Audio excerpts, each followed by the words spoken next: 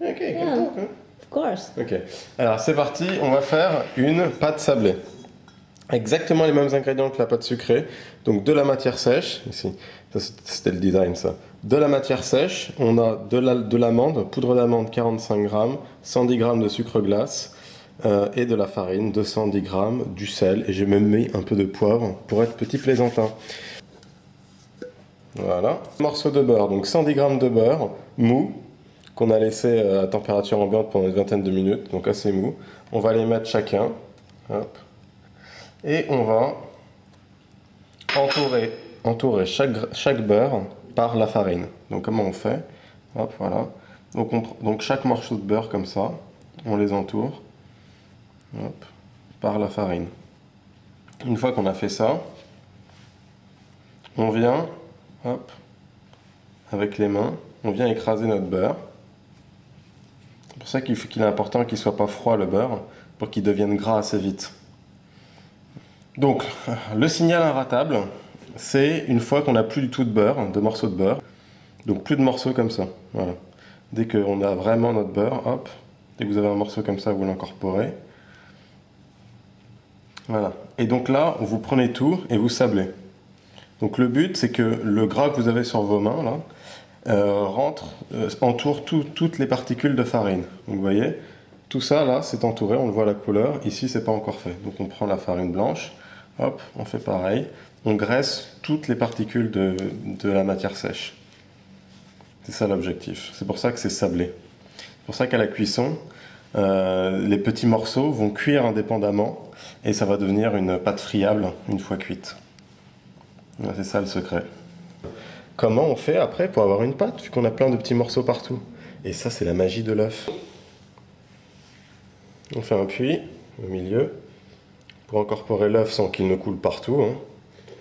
Faut pas avoir peur du puits. Hop. Deux doigts. Hop.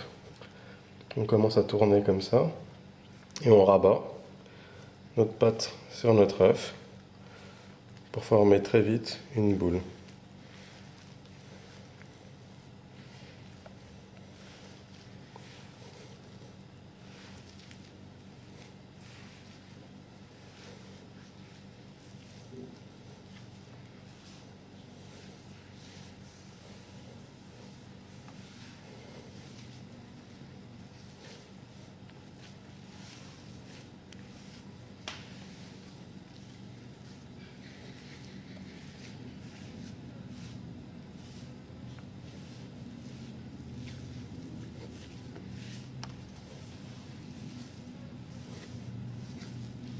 On va se mettre à fraiser tout ça.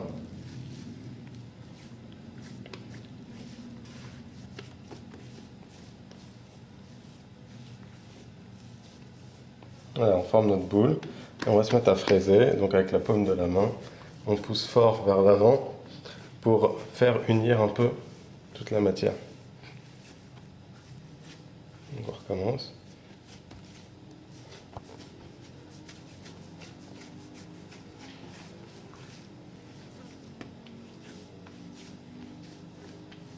Ok, on travaille pas trop la pâte, on fraise deux fois comme ça. Une fois qu'on a une pâte bien homogène, bien lisse, on forme une boule et on va la plastifier, la mettre au frigo une trentaine de minutes. Donc, ce qui est très important, c'est de bien froncer ici, à l'angle anglaise, et de couper l'excès, donc d'avoir un fond bien plat, et de couper l'excès avec votre rouleau à pâtisser, moitié, moitié. Ça faisait quelque chose de très joli. Et on va enfourner ça. Donc la sortie du four, donc elle est super jolie, très homogène, une belle couleur, belle dorure. On va couper en deux aussi. Donc celle-là, si vous la croquez, elle s'effrite facilement. Elle tombe en morceaux.